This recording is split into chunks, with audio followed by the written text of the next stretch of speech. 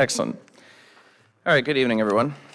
Time is now 6 o'clock, and today is night 2 of our 3-day work session on the fiscal year 2026 budget for Narragansett. And tonight we will be discussing the following budgets: Towers, Town Clerk, Municipal Court, Board of Canvassers, Engineering, Water Enterprise, and Wastewater Enterprise. So I will pass the baton back off to you, Christine. Just like what I said in night 1, we go through the whole budget, and the salaries and benefits are done by the finance office according to contract and negotiated costs. And next is the towers. David, it's all yours. Good evening, guys. Good evening. Now, 2 of you up there probably already are familiar with my budget, but Alex, you are not. Basically, the tower's budget is pretty consistent with last year's budget. The only significant change is the total revenue projected is down slightly because we changed our table and chair program to where we own all of the tables and chairs. So our gross revenue is down a little bit on that, but we actually net more money because we don't have the rental expense. And that rental expense is that line 50209. Last year was budgeted at 12,000. This year it's budgeted at 8, and that 8 is probably high. So we don't actually, now that we've got a little history on that, we don't actually have to rent hardly anything anymore. So that number will be much lower than the 8.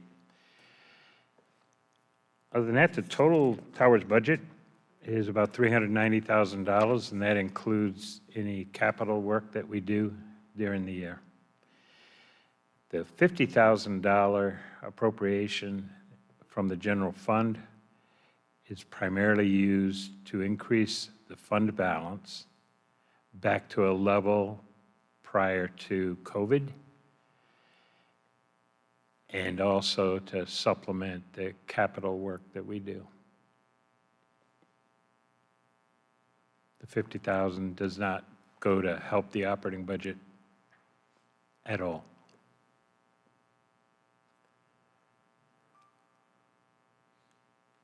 Any questions? Well, I think it's a pretty well-defined budget. It seems pretty flat year over year, if I'm interpreting that correctly. Can you just explain, because since we were a new council, just explain just a quick soundbite on the direct obligation that I'm reading, the direct obligation transfer to the towers from the general fund? I know you had mentioned it, but can you just explain what that obligation means?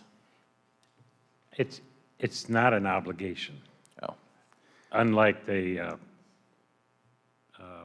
trust, the land trust, which is codified in the ordinance that created the land trust. The tower's commitment to let me back up a little bit.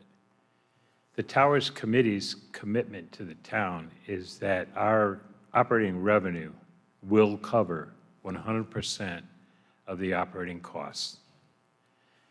Any surplus beyond that is used for capital projects, recognizing that major capital work on the towers is more than what our operating revenue can cover.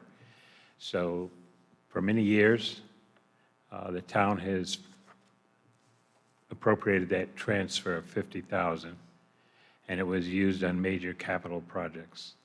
Then a few years prior to COVID, we were doing well enough, and we had a fund balance that was healthy enough to cover projected capital expenditures. We basically told the town council we'd forego the $50,000 transfer. But when COVID came along, we had a lot of operating expenses that continued with no revenue to offset it. And so the fund balance for the towers was dramatically depleted. I would anticipate in the future, once we have an adequate fund balance to cover any unforeseen circumstance like the COVID, we would forego the $50,000 appropriation again. One of our committee priorities for the year is to identify specifically what we need to have in the fund balance to cover unforeseen circumstances, in addition to properly funding our planned capital work. We have not completed that task yet. Excellent. That's the only major question I had. So, Councilor Durkin, do you have any questions, comments? I just have a comment. You know, I've been on that Towers Committee for a long time, and if I'm not on the Towers Committee, I'm on the Friends of the Towers, and it's one of the most efficiently run operations that, you know, I see that we have. The place makes money. People are very productive, and there's a lot of volunteerism there. It's proud to be part of that. You know, I've seen it go from nothing to something, and we're very lucky to have that gentleman right there in front of us, still at the helm. When he goes, it's going to be a big problem. Stop. So his history and what's in the head and the amount of time that he, you know, volunteers there is incredible. So thanks, Dave. Excellent. You're welcome. I love the job, by the way. Great to hear. Councilor Torrealde. Ditto to what Jim said. Yeah. Thank you, Dave. Appreciate you putting together the report. The only question I had was just regarding the purchase tables and chairs. What other investitures do you think we'll be making in the next couple of years to try and make the towers kind of like a one-stop shop? Really fortify it for events. Inside the towers or outside? Yes. Yes. Okay. The courtyard, especially the fountain, is in need of some loving attention. There's some repairs going on the plumbing for the fountain itself right now. There's going to be some more expense to do some masonry repairs and refresh the landscaping. Inside, we don't have anything, really sexy. There needs to be some lighting improvements in the attic. And we're toying with the idea of illuminating the cupola in some nice way, as opposed to like tacking up strip lighting for the holidays. Was it historically lit over the years, like by lamps or something, or? Who Never. knows? I don't know. There used to be like a chandelier under the arch over the roadway, No, yeah. Wow. which is kind of That'd interesting. be pretty cool. I think it'd be primarily ornamental as opposed to functional. Yeah. But hopefully, before the current fiscal year is up, we're going to try and do a refinishing of the third floor. That's about it for now. Going forward on the outside of the building, a major repaint of all the blue trim. It's due.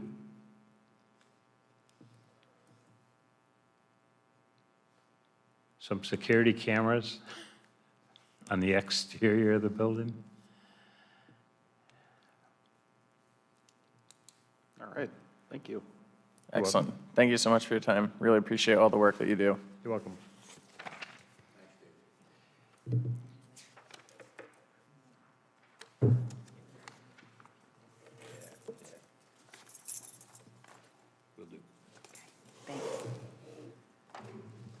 Okay, next we have the town clerk's office. That's 3 budgets, and pretty much overall, I think it went down 2.2%. on the three budgets. So, ooh, that's high. Sarah Sitting will over the explain table. those. Okay. So we're going to do the town clerk budget first. This individual budget does have just a few slight increases. The first one is the 50201, professional services. That increase was due to stenographer fees for the public hearings that we've been having, as well as the increase in the codification. We've been doing that more frequently, so that's the increase there. The codification is of the ordinances, just in case you don't know what that is. How does that work on the codification? Like, do we do that ourselves? Yes. Do we hire that? We do that ourselves? Yeah, the proof comes through, Municode does it for us, but then we have to proofread the supplement when it comes through. We previously hadn't been set up on a schedule to do it on an annual basis or anything like that, which is why they got behind. But we are changing over to a biannually system. So we're going to be doing the codifications in March and September moving forward so that we're always up to date with the online code. So something that gets passed in April has to wait like 6 months to get codified? Well, moving forward, if it was passed in April, it would be part of the September codification. So it would get woven in then. Yeah. But now, I mean, it was a few years before it would actually end up codified into the online code. Yeah, because that was, it's hard to look up. You know, I'm Believe me, obviously. I know. I live it daily too, so. Yeah, so I'm sure that in the last few years, more ordinances have been passed than in the years previous, maybe, like Correct. extraordinarily, right? Yeah. Yeah, yeah. So Yep. that's probably half the reason, right? Okay. Yep. So that's why you see that increase there. That's going to be, that increase will stay moving forward because we're going to stay on top of it. The next increase would be the 50208, which is advertising and promotions. That is due to all of the advertising we do for our public hearings. We've typically always gone over budget on that anyway. It needed to be increased, but especially with all the zoning changes that are coming down from the state, it definitely needed to go up. 50304 is the copier agreement. Shows it's an increase on that. That is only an increase of $500, but that's to supplement the service agreement that's needed for the copier scanner that's in the community development office that we share with building. We scan all of our plat maps for the land evidence through that copier, so we're going to share that agreement. 50310, you'll see a large decrease for the professional meetings. That's because we've now added new line items, for professional development. We didn't have a professional development line item, so we created that and it's been moved. Going down to the next page, slight increase in mileage. That's due to professional development, mileage to and from conferences for the education. And that's it for our town clerk. For increases, everything else remained the same. Looks like there's like some traditional just insurance as well, right? Salaries and benefits. Yes, Yep. yep, which are all based on contract. Yep. All right. Yep. So I don't have any questions or the only, comments, extremely well organized, expected nothing less. Councilor Torriello, any questions? Anything for you? Excellent. Perfect. Thank Okay. you. So we will flip the page to the municipal court budget. This one is pretty easy as well. Just the contracted salary and benefits, that finance tells us what we need to put for that. There's an increase in 50303, the printing services. We're leaving that still a little bit high because we're unsure with how many tickets we need to purchase for this year for the parking tickets. And that also comes out of the parking permits. We ordered that through that account. So we needed to increase that a little bit because we did go over what we had budgeted last year due to the increase in the parking permits needed for the 3-hour parking that was added. And the one other increase that you see is 50607. It's on the second page, office equipment. That would just increase a few $100. That was to order a printer to have upstairs here in municipal court for the administrator to utilize. But overall, that budget actually decreased 6.5%. Excellent. Any questions on that one? So the revenue that we bring in, the revenue that we bring in is, what's the total revenue that comes in through municipal court? That's tomorrow night. God. Spoilers. Stay tuned, Stay tuned. to be continued. Nice. Any other questions, Jim? No. I'm surprised how expensive printing is by today's standards. I mean, and I'm sure that is a difficult number to budget for, but, that really is surprising. But I'm, again, happy to see Yeah. overall, we're 6.5% less than we were last year, so. Yeah, parking tickets are expensive, but they generate a lot of money. That's true. But, so, I have one question, though. It's coming to my mind, but it's not topic, and maybe you can make a note. okay. Could we find out how many parking tickets get issued to residents of Narragansett? Is that possible? Or is it they all go into some big lump pool, or? I'd have to see if the report can generate by So address. registrations that are registered to Right. Narragansett residents? Just if you could, if Okay, it's possible. I can see if we can If it's figure that possible, out. I wouldn't want it done manually. Okay, yeah, I can see what we can do. Counselor Excuse me, Turalde. sorry. Oh, sorry, go ahead. I'm sorry. Nope, that's all Well, right. I'll just give you a little hint. No, the revenue usually from municipal court is about 400,000. Okay. Last year was 386. This year so far, it's 354. Yeah, because I remember when it was started, it was supposed to like kind of pay for itself, and I guess it still is, right? Yeah.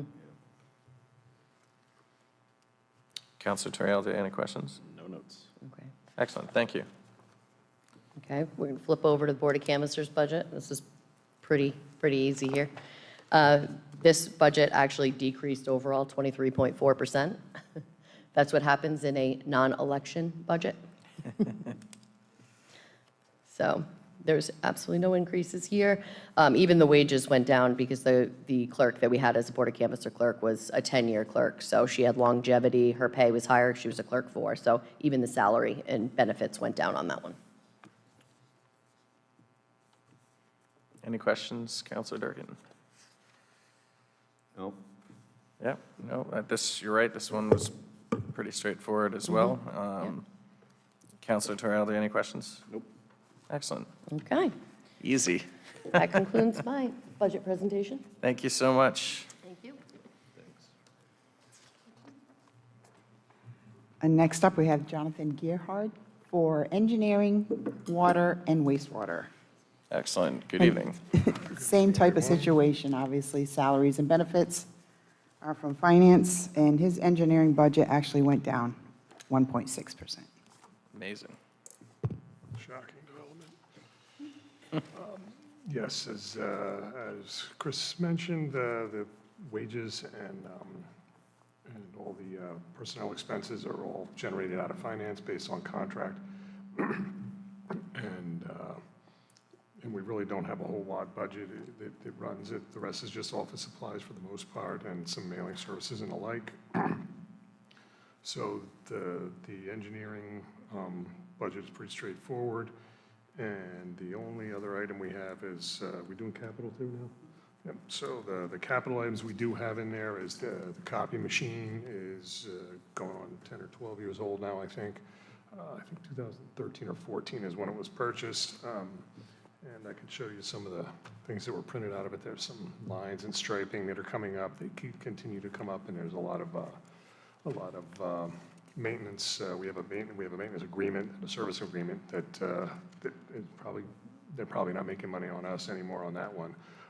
But that's one of the capital items budgeted. And then in addition to that, 2 iPads for so that the engineering staff can use those when they're out in the field, as opposed to taking paper documents out with them and then have access to more information instead of trying to guess what you're going to need a copy of, printing it out, which will save on the copying and printing expenses. So those are the only capital items. And other than that, the engineering budget is, as Chris said, has dropped a bit from last year. Excellent.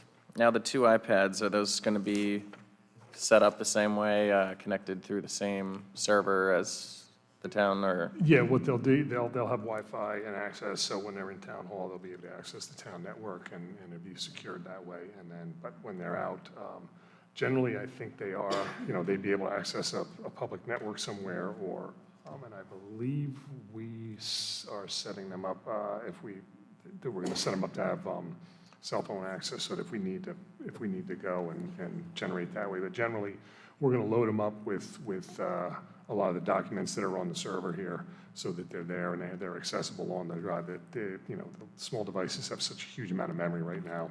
We just bought some for the water side, so that they could have their water maps and things like that on there. And there's tons of memory available to put as much old paperwork on the devices as possible. So, but they'll be wireless compatible and fully integrated. And we buy them through IT, and IT sets them up, so we know that they're going to be secure. Thank you. Is there any reason why they couldn't be 4G or 5G enabled? I don't see why not, but. I mean, I think it would incur a slightly larger cost and probably, network fees. But if you guys are going in the field with no guarantee that you're necessarily connecting to a public network. Oh, yeah, no, exactly. Like I said, the primary use is that we'll load them up with the documents that they Ahead of have. time? Yeah, they'll be holding a lot of it is plans or field cards or things like that, and they're out in the field, and it's like, oh, we might have a plan for that. So they'll have, essentially, they'll go and upload and then back up, almost like it's a backup for some of the files that are here. But they, like I said, they'll probably be cell enabled, and we'll have that access. I just don't recall of the quotes we got. Okay. Generally, it's almost like, you're gonna pay extra to not get that option on it. But I believe we've got them wireless, both Wi-Fi and cell compatible. I would definitely advocate for the cellular connection.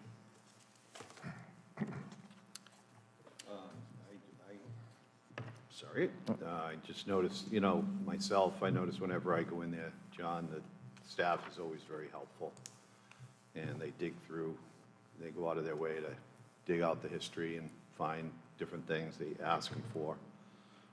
How is the, another topic just comes to my mind. So the sewer, this infrastructure thing, is that coming to, are we going to see a report on that soon? Which sewer infrastructure you? The one that they keep talking, well, There's a lot. I heard it mentioned quite a few times. We've got a couple of things ongoing right now. One is the MTAP, Municipal Technical Assistance Program, which was a grant where we are looking at the capacity available, or is the impact and capacity needs for developing vacant or underutilized properties that are town-owned. It may be all, if they're just town-owned, but the potentially developable properties, sort of in line with some of the zoning changes, although it doesn't really count for the zoning changes, it just counts for the vacancy. And that we have the initial report that's identified the vacant properties and the potential that can be potentially developed. We've got a workshop coming up in a couple of weeks. And then after that, they'll do the rest of the report to find the impacts, and then that'll be presented. And then we'll have the final report on that. We haven't developed a schedule for that, but I would expect it'll be done in less than 3 or 4 months. And then the wastewater facilities plan is the other one. That's the big 20-year planning document, which I assume you were talking about as well.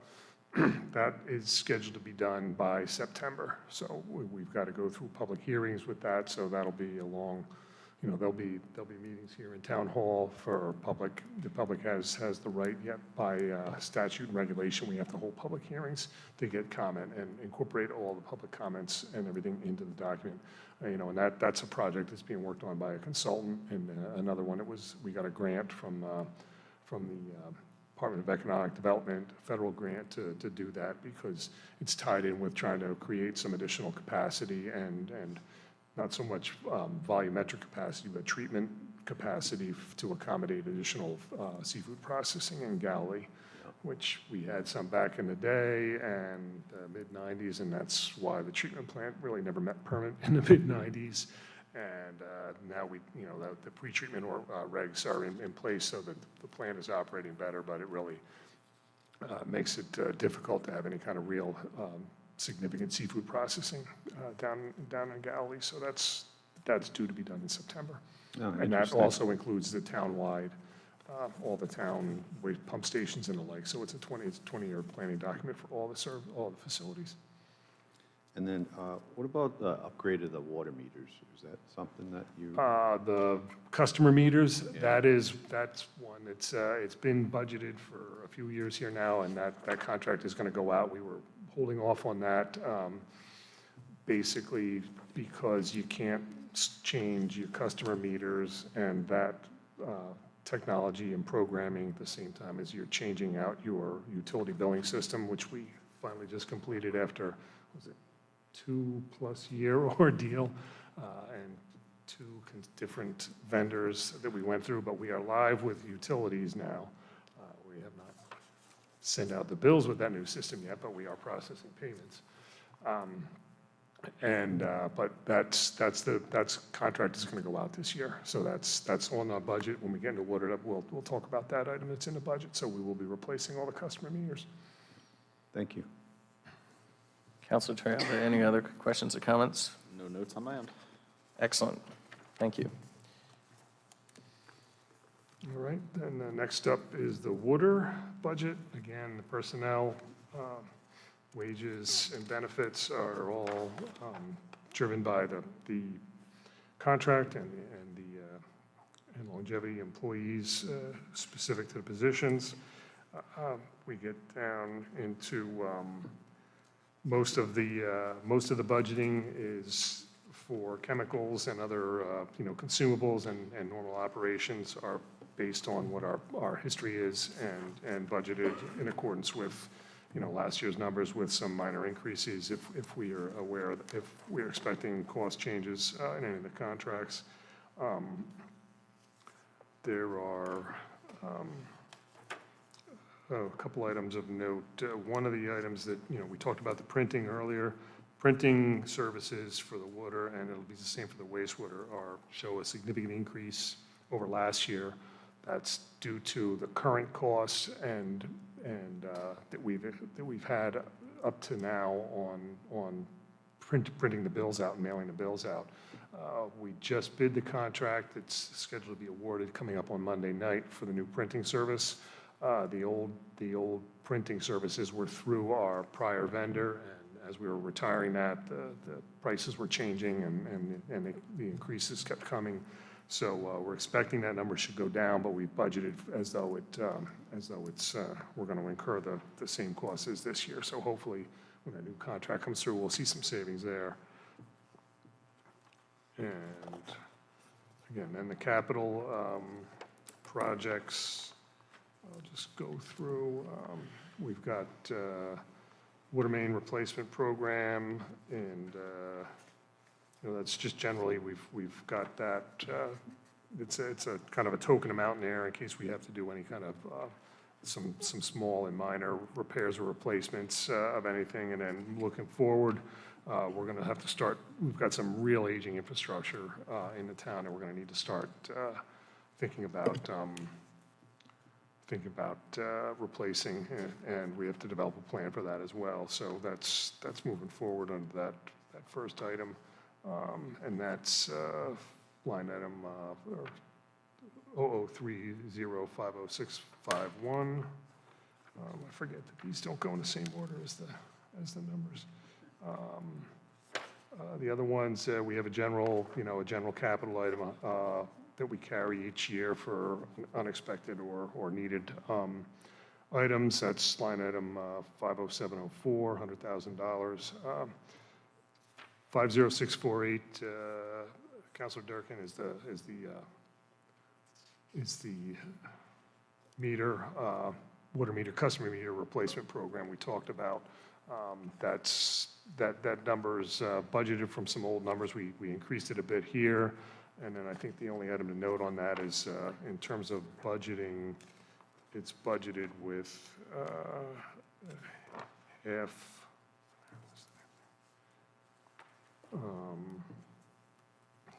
pardon me, I'm flipping pages here. Is it 4? There we go. It's, part of it's budgeted under the, the revenue of the general revenue and the customer fees, and the other part is possibly a special assessment, but I know we're, in terms of the fund balance, we're above on our, we're outside our range, so we may be able to modify those numbers a little bit based on, and depending on what the bids come in at, when I get, and get a contract out to bid for that. That's a good question. Yeah. Yeah, John, I don't get to see you that much, so I just want to ask you some of these questions. that Yep, come no to my worries. mind.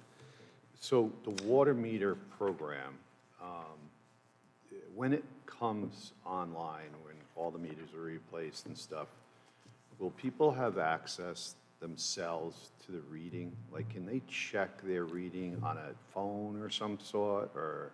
In theory, yes, all the new AMI technology will have a lot more access and the like, but what'll happen is it'll end up being, it all depends on the system we get and how we integrate it with our Tyler system, and whether it's come through Tyler or whether it's through the meter vendor and that program. There'll be software support and there'll be a metering system, but they will have increased access to the information and be able to get it quicker, and I'm, I'll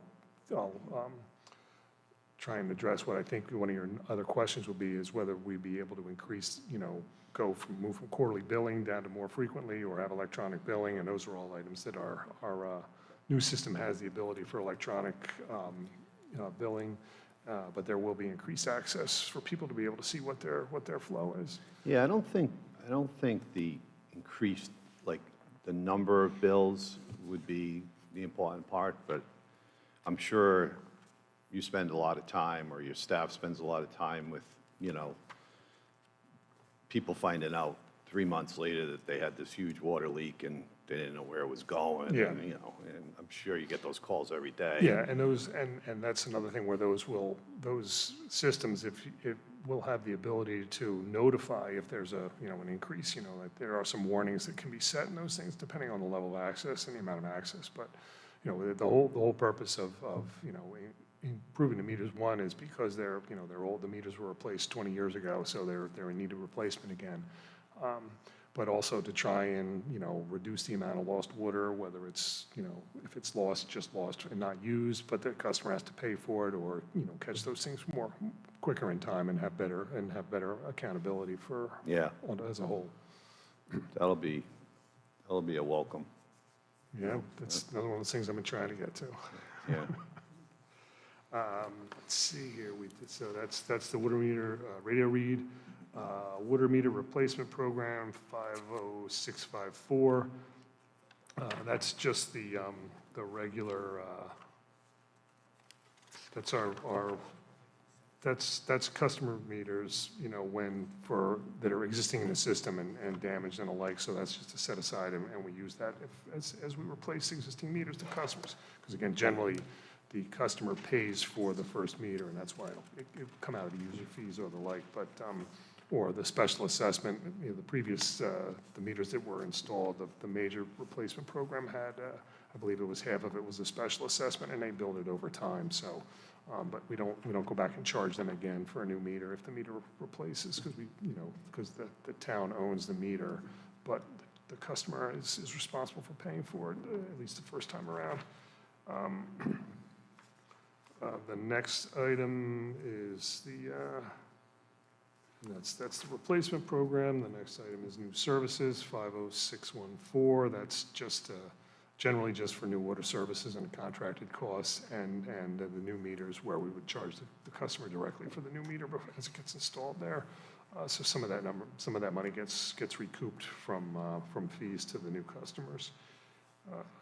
The Master meter replacement program is the main meters where we purchase our water from North Kingstown and Veolia, and those, we're scheduling for, excuse me, 1 meter pit, Route 108, to be and the 1 meter will be replaced and some piping upgrades. It needs to be cleaned up inside that meter pit, and then moving forward, a couple of the other pits, and then down the line, we have some emergency meters. So there's a backflow meter where it's across from Scarborough Beach that if Veolia takes water back from us on the backside in the summertime, that it charges there. So we'll replace some of those meters because they're old, and the Department of Health is requesting that some of those get replaced in the near future.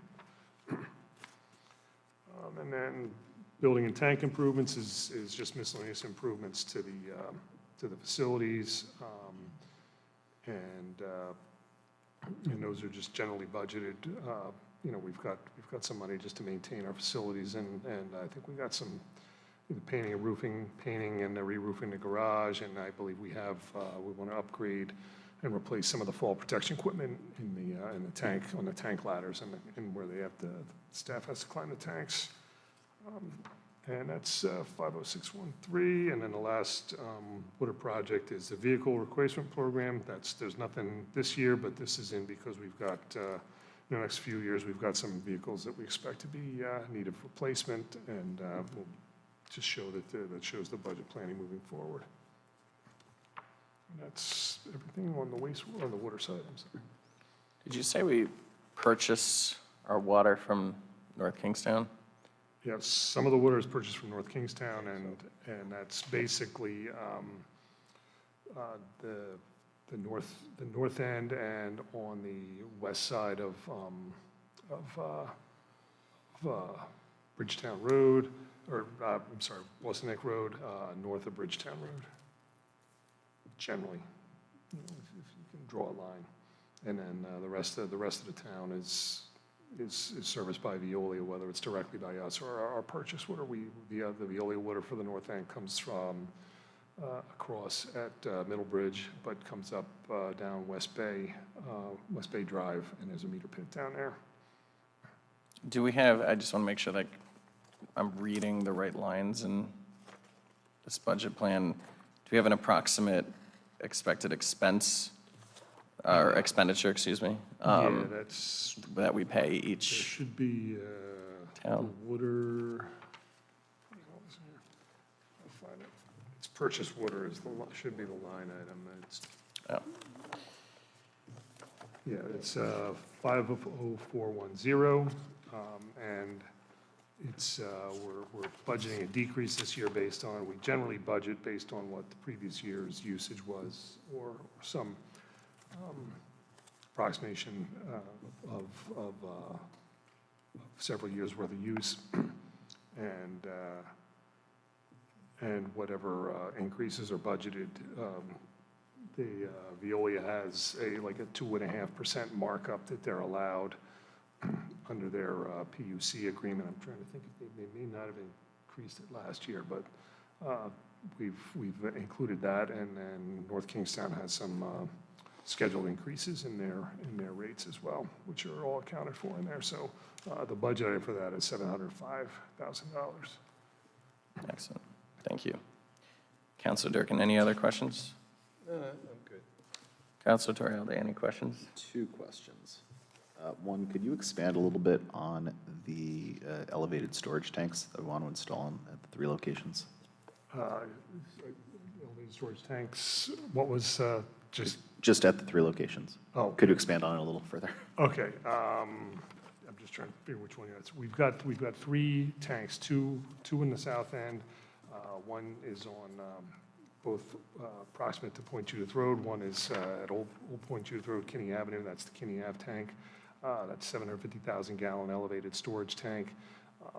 And then the other tank in the Point Judith section is the Point Judith tank at the end of the Escape Road. Another 750,000 gallon elevated storage tank. And those are basically there to hold, they'll essentially pressurize the system for us. We have the valve, we have the supply to Veolia is at Route 108 in the field, in front of Adventureland and next to Dunkin' Donuts there. The meter will open and close as the tank levels drop, and then they fill the tanks up, and then we hold and then as the tank levels drain, that provides pressure in the system, and, emergency fire suppression for a few hours and things like that. So that's the 2 tanks in the south. And again, like I said, the budgeted item for this year, I believe both Kinney and the Point Judith tank we're going to replace the fall protection equipment, climbing harnesses and safety cables and the like there. The north end tank is behind the Fire Station 3 on Boston Neck Road, in front of Christopher Park. And again, that's a different type of tank. That's a standpipe, so it's not an elevated tank, so it's just a big column of water. That's a 500,000 gallon tank, but generally you only have about 300,000 gallons worth of storage inside it. You don't fill it up all the way. And again, we're looking to replace the fall protection equipment there. All right, thank you. So Nice. the fall protection equipment is inside the tube that goes up from the ground? At Point Judith, yes, you go inside the tank, there's the cone at the bottom, you go inside the tank, and then there's an access manway that goes up in there. And the same at Kinney, with one exception, is that you go inside the tank, there's another level you can walk up before you get to the tube, a couple of separate ladders, so that fall protection system is going to be budgeted for a little more expensive because you got about 3 or 4 different ladders. But essentially, it'll be a safety cable. Right now, it's a notched rail on some of them, which is a piece of galvanized pipe with notches in it. And then your safety, you put the climbing harness on, and then you got a safety carabiner clip that you clip on to the notched rail, and you climb yourself up the ladder. The new ones are cables, and they're a little easier to climb, but you kind of have to hold them. They're a little awkward. Some people say that they're, if I could put both hands on the ladder, it'd be a lot less likely that I fall, but that's the way they are. But there's a part of it is affixed to the ladder, and then the other part goes on a harness that the personnel wear, and then they clip onto that device, and then they climb up. Is that our own personnel that Yeah. actually climbs up through those Yeah. tubes? Yeah. It's a good exercise. Yep, yeah, there's some stuff going on up there, and it's like, I keep talking to our water foreman, I'm like, I really don't want to have to, I don't even know if I could physically do it at this point. I can't remember the last time I was on a treadmill, let alone trying to climb up a 150-foot ladder. And the fear of heights has got a little bit to do with that as well, so. Any other questions? Excellent, thank you. All right. Okay, we can move on to the wastewater side. The same drill with the personnel expenses, all budgeted based on finance and our actual personnel needs. One item I will note is we are short-staffed right now in wastewater. We had some personnel leave, and we're trying to replace those. We just had one new hire that started a couple weeks back. We're interviewing now, and we're expecting a retirement soon, but we're pretty certain that's not going to happen until we get the other positions filled. So the actual expenses for this year will probably be a little less on payroll, but for next year we budgeted based on what the personnel were at the time. So those budget numbers may come down a little if we end up hiring lower level, entry level, the lowest level on the seniority and the wage rates. Anything else in here? A couple of the major items that we have. Again, printing service, we budgeted for, as much as we're paying this year, but we're hoping that number goes down. And we've got, just trying to find some, the numbers, the sewage treatment number, the 50411, that's 50411, that's, $1.3 million.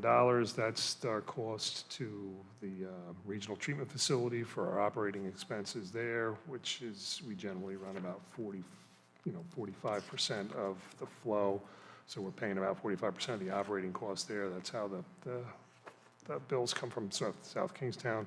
And it also includes the $70,000 for the lease we have for URI, and another $70,000 if we manage to get an increase in that lease, but I don't know if that's going to happen or whether that cost would be there or not. The lease expires at the end of June, and we've got a request in to extend it for another year till we get the facilities plan complete, and then we can try and negotiate a long-term, something a little better than what's been in place for the last 20 or 30 years here on that aspect. Other items are really just general operating expenses and, chemicals, gases, and the like, which are all budgeted either based on past history for consumables or current contract and bid prices, or, bid contract prices. So the operating is pretty much self-explanatory. On to the capital. We got make it through this thing a little easier. 3 pages. Scarborough floodproofing is 50617. That is wastewater 2, and that's really the Scarborough treatment plant. The account was named after a prior project, but we use that for the capital projects. And we've got a few projects generated for that. And just grab those real quick so I can say what they are. Apologize for just want to have the one sheet in front of me.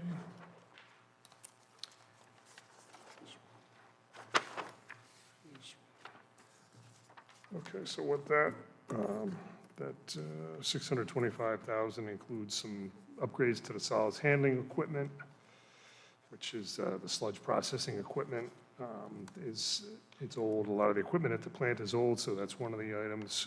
We split that project over the next 2 fiscal years to try and spread the cost out a little. Another project is the replacement of the main generator, which is design of that contract is scheduled to be complete in December. And we split the cost over the capital cost over part of over those 2 calendar years, or over the next 2 fiscal years as well. Those are long lead times, basically, generally from the time you award a contract to the time you see and receive a generator can be anywhere from like 8 or 9 to 12 months, based because the equipment takes a long time to get. And then there's a miscellaneous improvements we keep in there to cover other costs as well. So that's what's covered under that first capital item, 50617. 50628 is pump station repairs. That's our budgeting for all the 19 remote wastewater pump stations we use, and that includes, can be painting or roof replacement, pump replacement, replacing pumps that are aging or used, some control equipment and things like that, or building improvements and the like. So we've got, it was the 440,000 on that item, which again includes all of the 19 pump stations, and it looks, we're doing some piping repairs or equipment electrical repairs. Needless to say, these facilities are, they see the kind of the most rough and severe conditions, so they need, and some of the equipment has been in there for a long time and is in need of replacement. And part of the wastewater facilities plan included an assessment of all those, and there's been some recommended maintenance and repairs there, which will get incorporated. Some of it will be, real major capital improvements like replacing a whole pump station, but some of the smaller items we've got budgeted in now to try and get resolved and completed.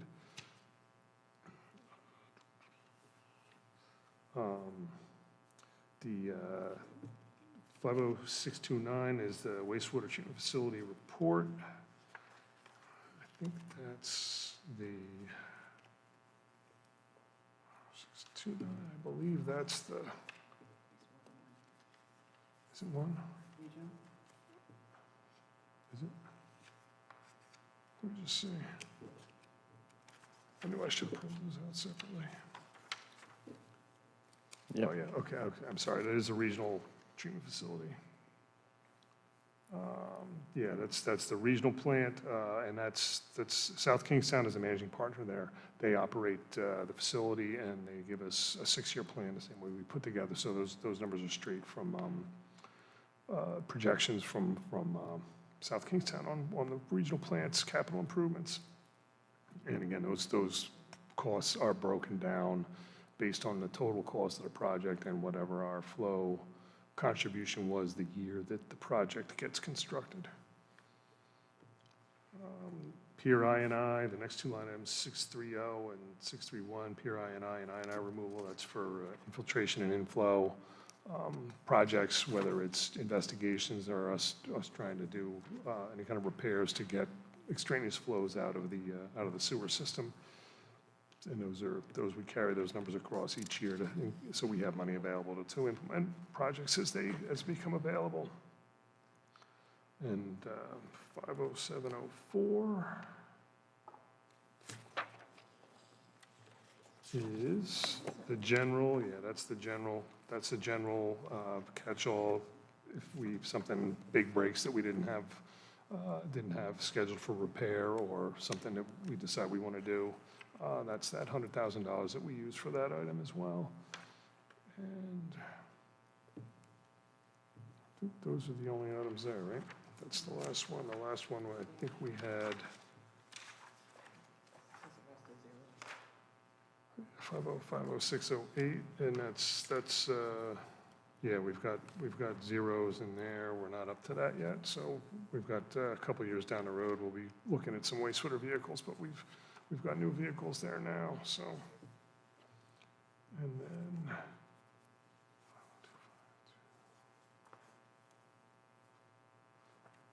yep, and that's it for the capital projects there. So, as we mentioned before, the big planning document for the wastewater facilities is due to be done in September, and that's going to give us a new handle on where we're going to go with a lot, moving forward from here.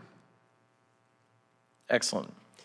So, speaking as this might be a lot of people, including myself's first time looking at a budget for wastewater. Can you just explain, if not getting into too much detail, just like a quick soundbite on how the contributory flow is calculated? I see that URI, South Kingstown, and Narragansett are all sharing this regional system, but I'm wondering, does South Kingstown pay for URI's portion, or who's paying for URI? No, the way the partnership agreements are set up is that the operating cost at the plant is based on your flow contribution. So all of the flow from the north end of town, and even, some of it comes, we've got a small pump station over Seaport Village on the other side of Westmoreland, literally comes up, flows past the treatment plant, comes around and gets its way all the way back down to Weta Street, and we have the main pump station at Weta, takes all of the flow from the north end, is collected there, and then pumped in one force main, and we meter it there so that South Kingstown knows how much we're sending. And the same goes for URI. They have either one or two pump stations that direct flow directly to the plant, or they may be metered it before they come into South Kingstown system. I'm not positive. It's probably the latter. And so that we know specifically the amount of flow that is coming from each. It's metered continuously, and we get those rates. And South Kingstown sends me the flow figures on a monthly basis, and then every it's all checked on a fiscal year basis based on budgeting and the like. So Excellent. that's the contribution, and then the bills. They estimate the bills, budget for it, and then at the end of the calendar year, before the first set of bills comes out for the following calendar year, they'll do a true up where, okay, here's what we budgeted, here's what your flow actually was, and we have got money back the last several years, which has been appreciative. Well, I really appreciate it. Very thorough look at it. But But again, I'm still confused in regards to who's responsible for URI. Oh, URI pays their own bill. URI pays Yeah, their own bill. URI, Okay. URI pays their own bill, so they're billed the same way the town would be on all those things and the like. So, and for instance, the capital improvement plan for South Kingstown they have, they send me their whole plan. There are certain facilities that are just the towns and are split up. They share the costs of, some of those pump stations only with URI and not with Narragansett. So they bill and are responsible for their own costs.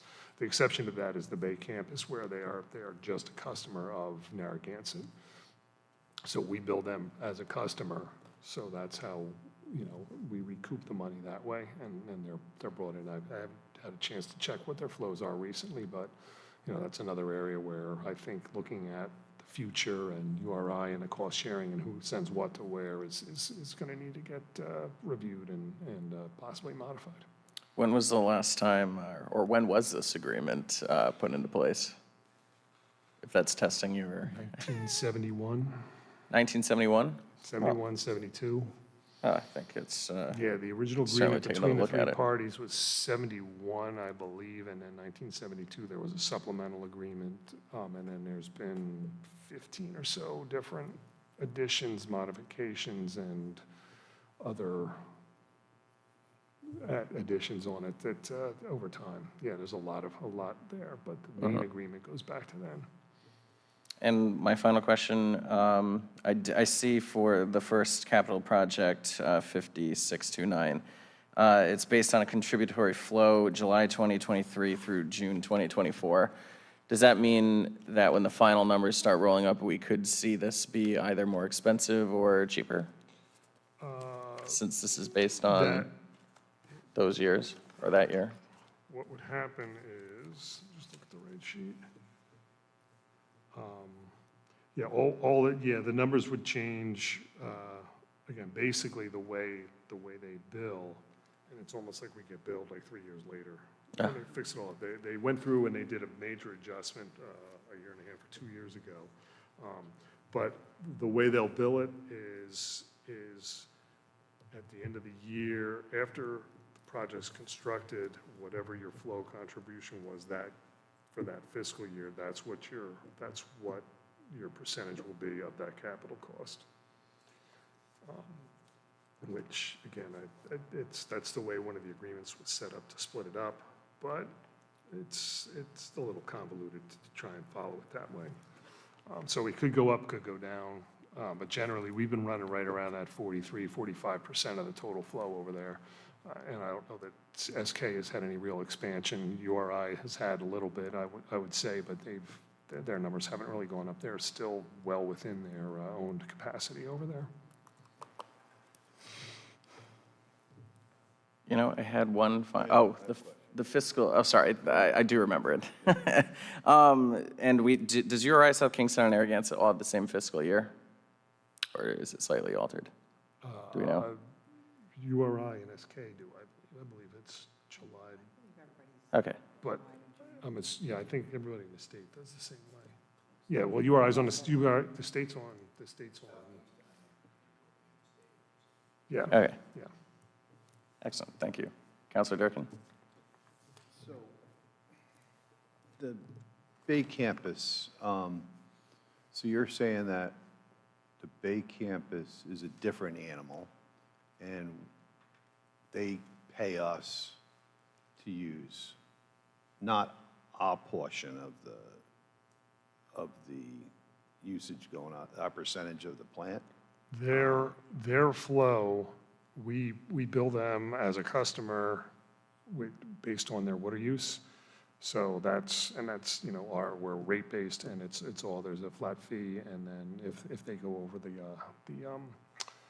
allotment for the excess, then they get charged on a per 100 cubic feet basis.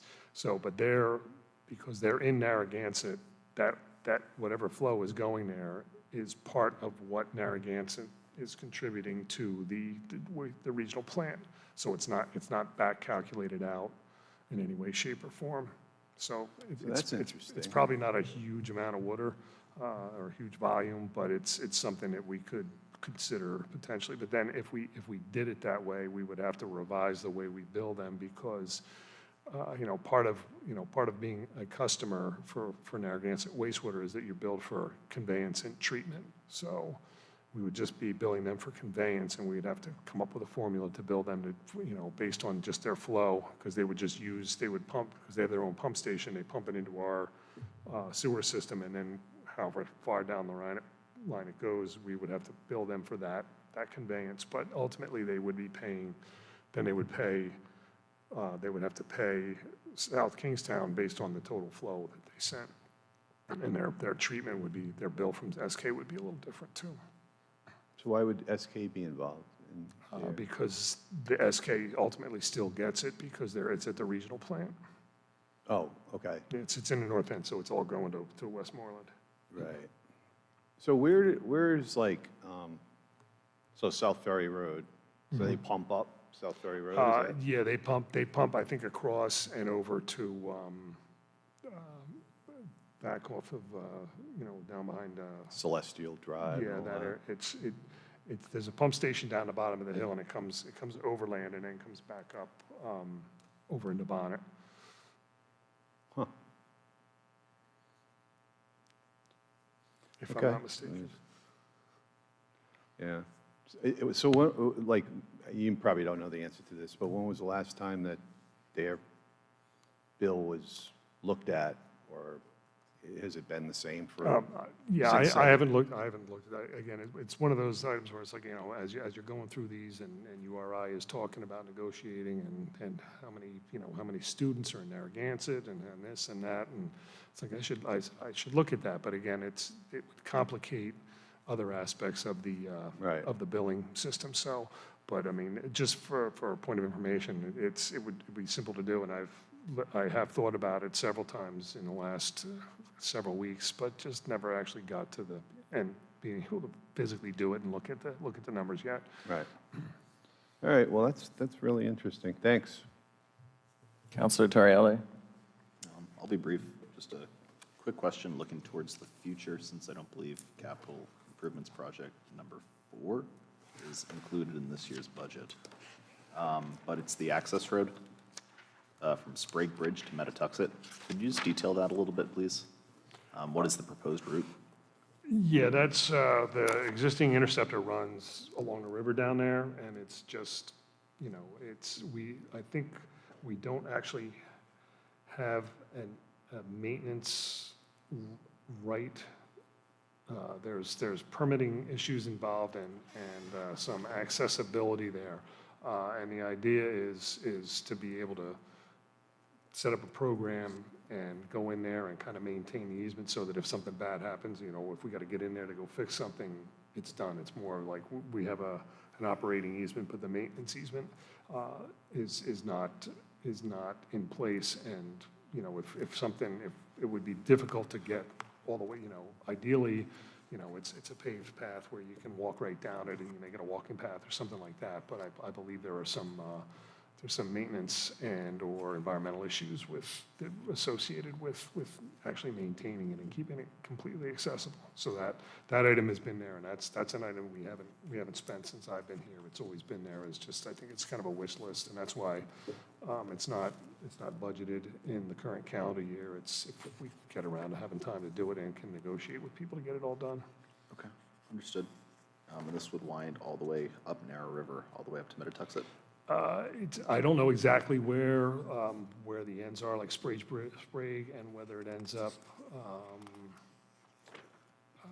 it may only get up to Canonicus or south of there, the interceptor. I'd have to see. I think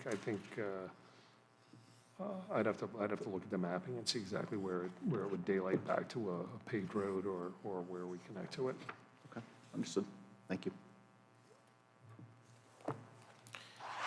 Well, that's everything I have. And really appreciate, again, Christine, how very easy to navigate this part of the budget is, and the inclusion of all forward capital projects as well, even if there isn't something covered this year. It's been very clearly outlined in the packet for us. So As a reminder to everyone, we'll be back here for night 3 of 3 tomorrow to go over the remaining portion of the budget and have additional conversations. So everyone,